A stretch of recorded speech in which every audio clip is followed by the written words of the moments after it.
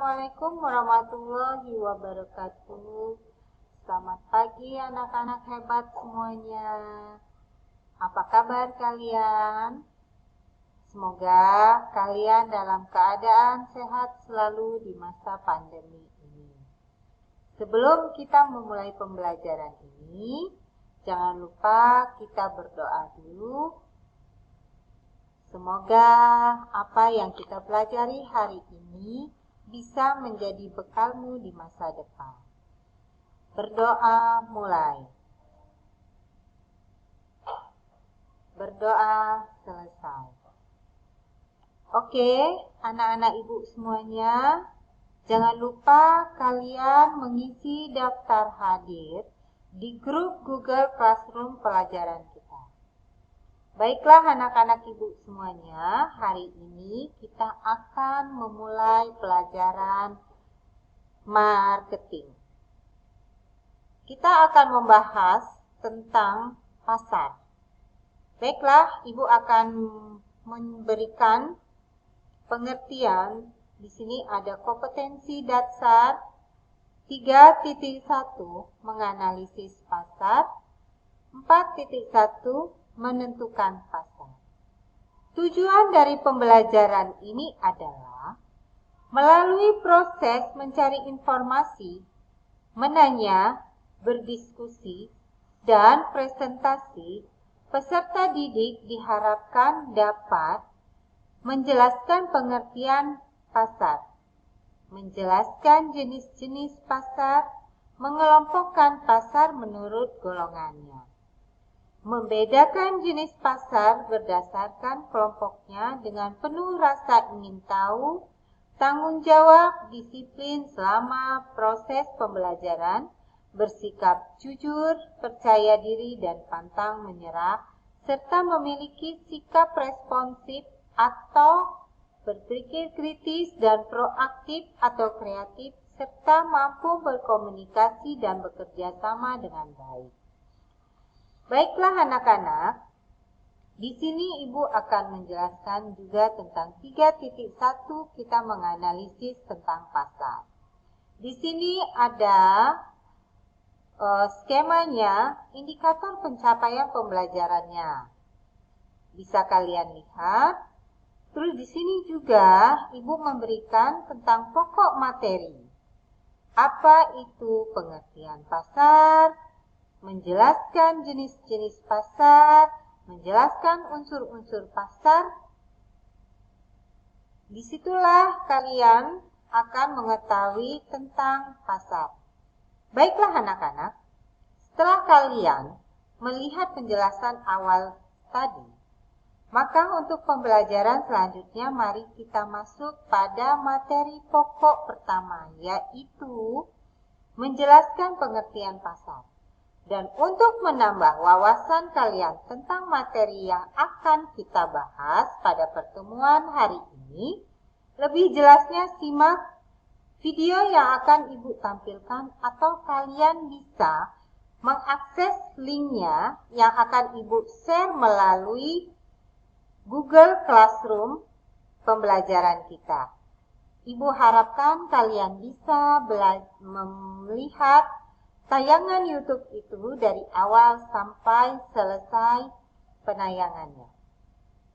Baiklah nak, setelah itu, oke anak-anak, di sini ibu akan memberikan tentang bagian konsep penjualan. Ibu akan sedikit menerangkan tentang apa itu bagian konsep penjualan. Di situ ada tertulis pabrik. Pabrik itu menghasilkan suatu produk. Produk yang dihasilkan oleh pabrik itu akan melalui proses penjualan dan promosi. Biar dia mendapatkan keuntungan melalui volume penjualan. Setelah itu, kita akan masuk ke dalam bagian konsep pemasaran. Di sini tertulis, ibu berikan yaitu pasar sasaran. Kita harus menentukan pasar sasaran yang akan kita tentukan. Apa itu kebutuhan pelanggan, pemasaran yang terintegrasi, dan terakhir adalah keuntungan melalui keputusan pelanggan. Setelah dari bagian konsep pemasaran, kita akan masuk ke dalam gambar konsep inti pemasaran. Di sini ada kebutuhan, keinginan, dan permintaan. Di bawahnya ada produk atau barang, jasa, dan gagasan. Setelah itu ada nilai, biaya, dan kepuasan. Setelah itu pertukaran dan transaksi. Setelah itu hubungan dan jaringan. Setelah itu pasar dan baiklah. Setelah itu Ibu akan memberikan penjelasan di sini tentang gambar konsep inti pemasaran. Di sini tertulis kebutuhan, keinginan, dan permintaan.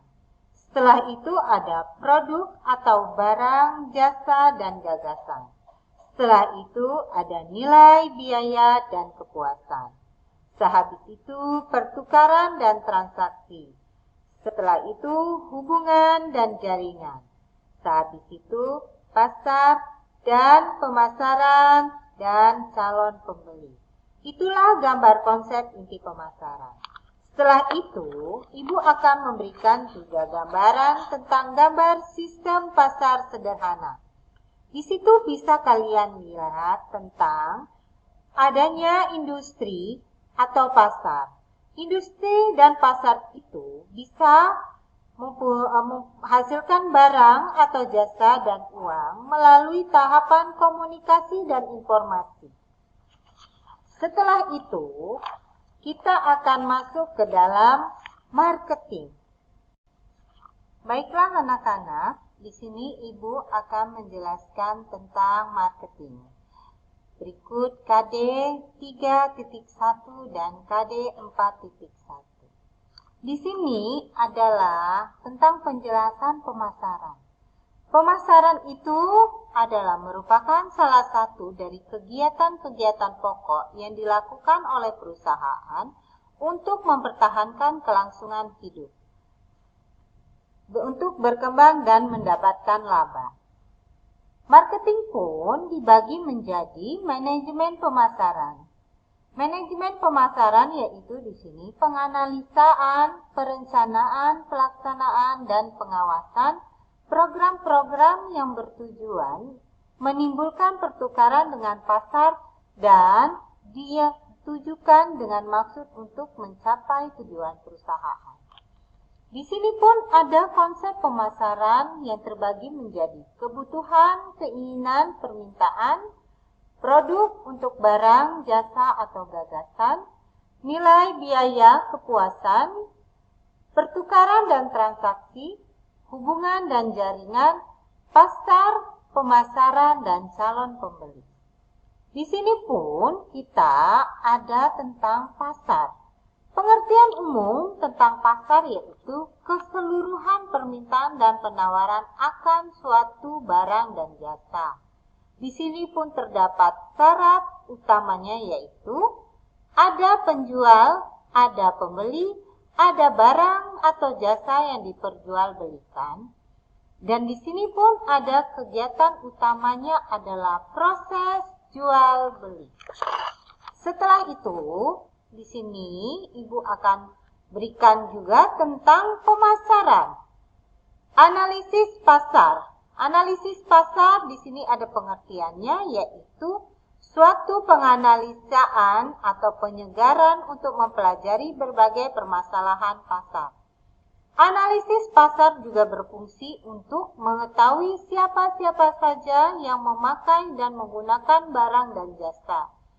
Setelah itu ada analisis pasar yang bertujuan untuk mengenal lingkungan pasar, mengenal tipe-tipe pasar, mengetahui karakteristik pasar, menentukan keputusan yang tepat, menghadapi para pesaing, melaksanakan kebijakan dalam pemasaran, membuat program dalam bidang.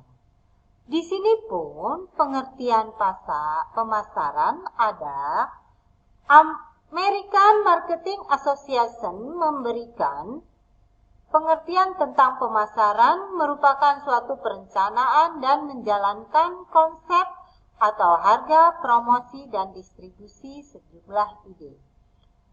Philip Kotler pun melakukan pengertian pemasaran adalah suatu proses sosial dan manajerial yang ada di dalam individu dan kelompok mendapatkan apa yang mereka butuhkan atau inginkan dengan menciptakan atau menawarkan pertukaran produk yang bernilai dengan pihak lain. Di sini pun, Netrom memberikan pengertian pemasaran merupakan suatu kegiatan penyaluran barang dan jasa dari tangan produsen ke tangan konsumen. Di sini pun juga W.Y.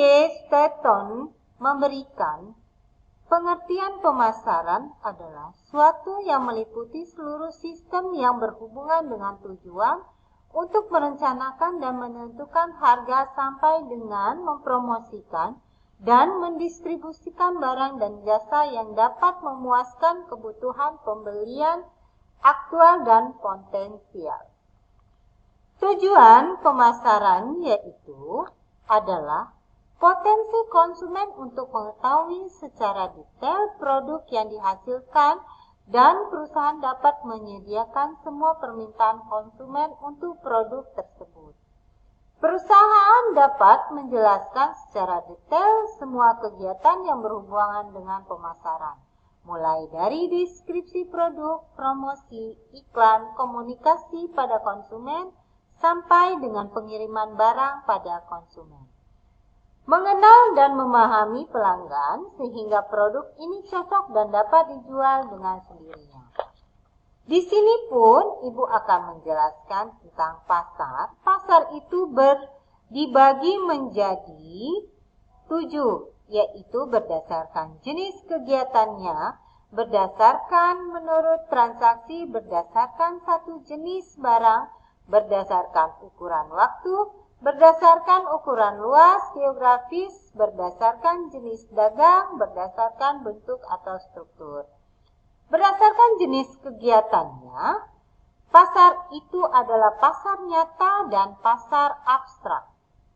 Pasar menurut transaksi, yaitu pasar tradisional dan pasar modern. Berdasarkan satu jenis pasar, pasar sayur, pasar hewan, pasar ikan, pasar buah, pasar daging, dan sebagainya. Berdasarkan ukuran waktu, pasar harian, mingguan, bulanan, tahunan, dan pasar temporer atau bazar. Berdasarkan ukuran luas geografis, pasar lokal, pasar nasional, pasar internasional. Berdasarkan jenis dagangnya, pasar umum, pasar khusus, pasar tempel. Berdasarkan bentuk atau struktur, pasar persaingan sempurna dan pasar persaingan sempurna. Oke anak-anak hebat semuanya, itulah tadi sedikit penjelasan yang Ibu berikan tentang pasar. Baiklah, di antara kalian siapa yang ingin bertanya atau kurang jelas tentang penjelasan Ibu tadi? Ibu persilahkan untuk bertanya.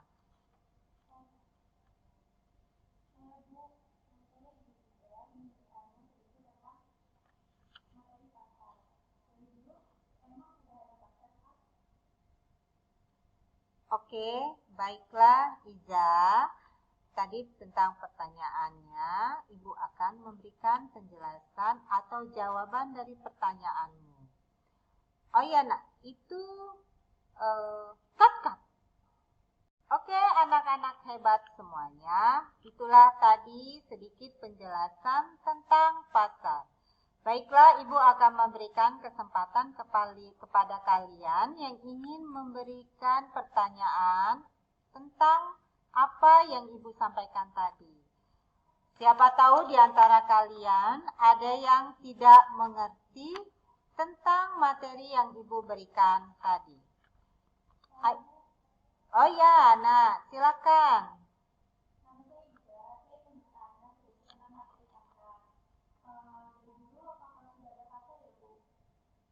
Oke, baiklah. Ibu akan memberikan penjelasan dari pertanyaan Iza tadi. Nah, dari dulu memang pasar itu sudah ada dari zaman nenek moyang kita. Tapi pasar dulu dengan pasar sekarang tidak sama. Karena pasar dulu itu hanya barter antara yang membutuhkan, tidak memakai mata uang.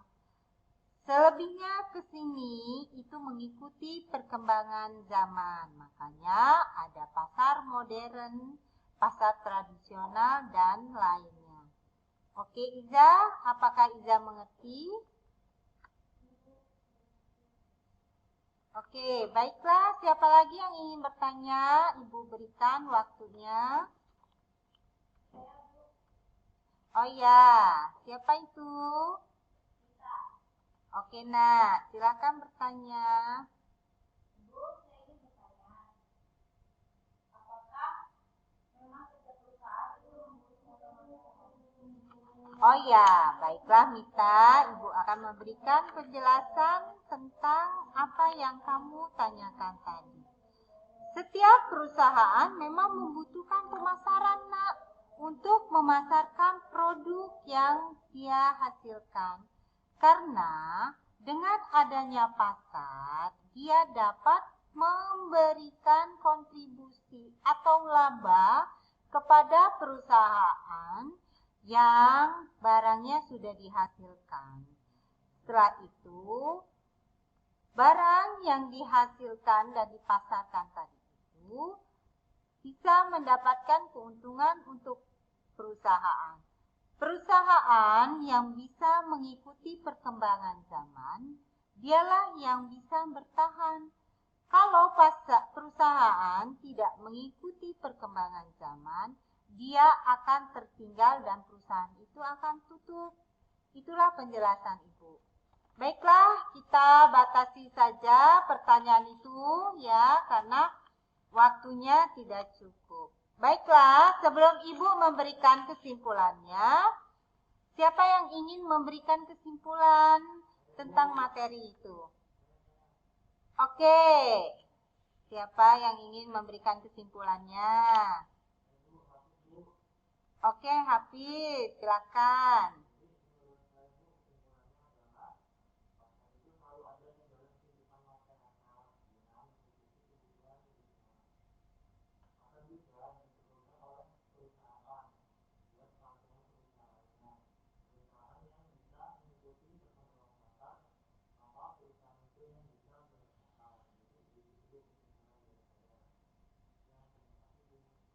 Oke, Hafiz, Ibu ucapkan terima kasih setelah kamu memberikan sedikit kesimpulan dari materi yang Ibu sampaikan. Baiklah, Ibu akan memberikan kesimpulan dari apa yang Ibu berikan. Pasar itu berperan penting di dalam kehidupan kita sebagai manusia. Oke, baiklah, terima kasih Hafiz tadi sudah memberikan kesimpulannya. Dan sekarang Ibu akan memberikan kesimpulan tentang materi yang Ibu jelaskan tadi. Pasar itu berperan penting di dalam kehidupan kita sebagai manusia. Pasar berkembang mengikuti perkembangan zaman. Pemasaran juga memiliki peran penting bagi kelangsungan kehidupan perusahaan. Perusahaan yang bisa mengikuti perkembangan pasar, maka perusahaan itu yang bisa tetap bertahan. Itulah materi kita kali ini. Terima kasih buat anak-anak hebat Ibu semuanya. Semoga materi ini dapat memberikan pengetahuan yang lebih buat masa depan kalian. Akhir kata, Ibu ucapkan terima kasih. Tetap jaga kesehatan, ikuti protokol kesehatan di masa pandemi ini. Assalamualaikum warahmatullahi wabarakatuh.